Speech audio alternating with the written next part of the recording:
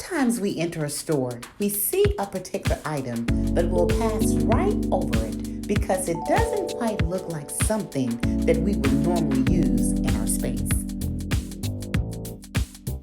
This container is normally used for planting flowers, but today we're going to do something a little bit different.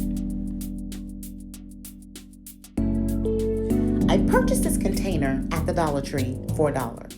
I brought it home. I used 2 different types of spray paint. I used a satin finish and a gloss finish. I first applied the gloss, and in between coats, I allowed it to dry very well. Then I added my satin finish. I also spray painted the inside of the container.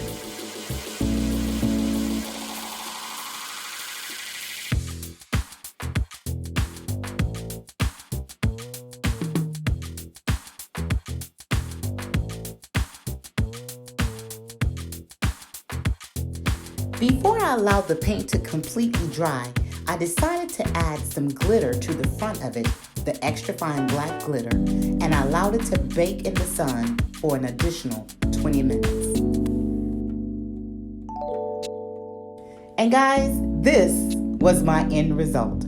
It turned out awesome. And I decided to finish it off with a bling brooch from Totally Dazzled.